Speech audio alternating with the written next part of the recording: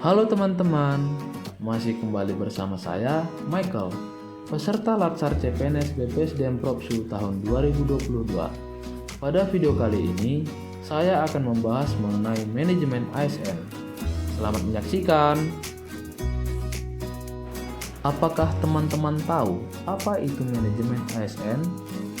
Manajemen ASN adalah pengelolaan ASN untuk menghasilkan pegawai ASN yang profesional, memiliki nilai dasar, etika profesi, bebas dari intervensi politik, bersih dari praktik korupsi, kolusi, dan nepotisme.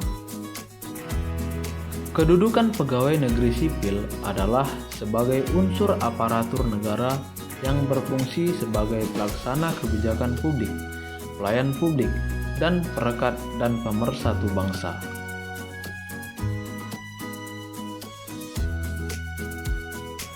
Berikut adalah penjelasan mengenai peran penting ASN.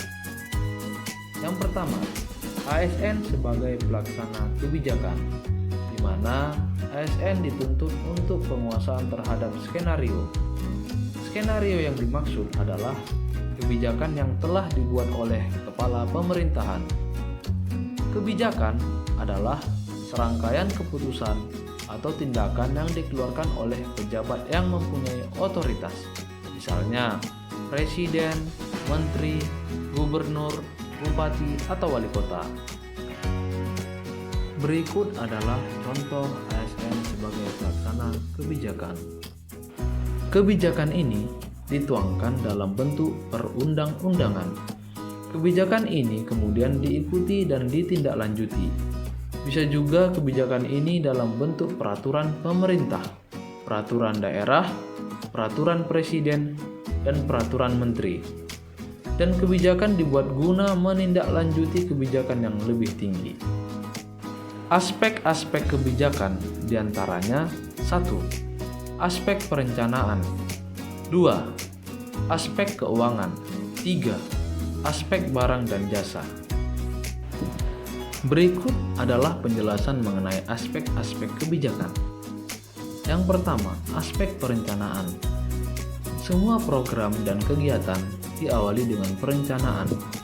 Pada Undang-Undang Nomor 25 Tahun 2004 tentang Sistem Perencanaan Pembangunan Nasional, yang disebut dengan perencanaan adalah proses untuk menentukan masa depan yang paling tepat dengan pilihan alternatif. Dari pilihan alternatif ini dikenallah skala prioritas, yaitu yang mana yang harus diutamakan.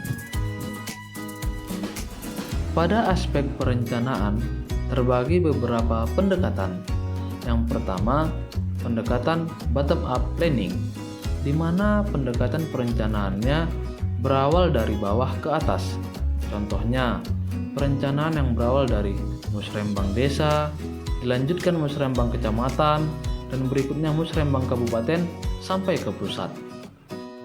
Yang kedua, pendekatan teknokratik, di mana pendekatan ini dilaksanakan dengan menggunakan metode dan kerangka berpikir ilmiah oleh lembaga atau satuan kerja yang secara fungsional yang melibatkan atau mengakomodasi keilmiahan dan perkembangan teknologi.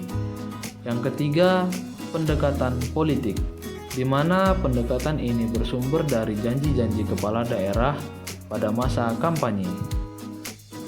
Dan yang keempat adalah pendekatan top down, di mana pendekatan ini dilakukan dari atas ke bawah.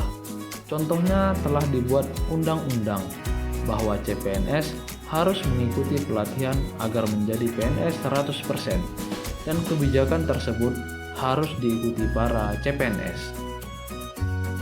Aspek yang kedua adalah aspek keuangan, di mana adanya hubungan timbal balik antara perencanaan dan uang.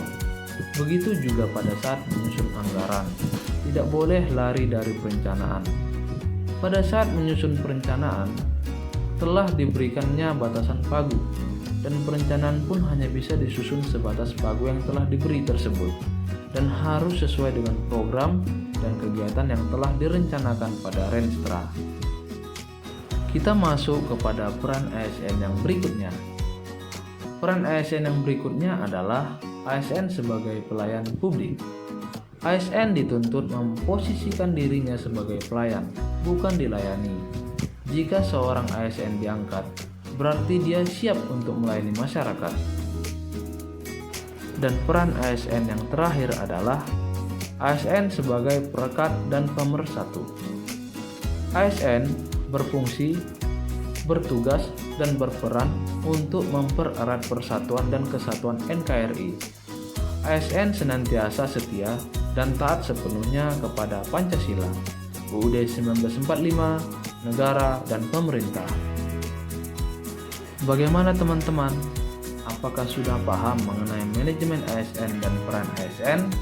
Semoga sudah ya. Sampai ketemu di video berikutnya. Jangan lupa like, komen, dan subscribe.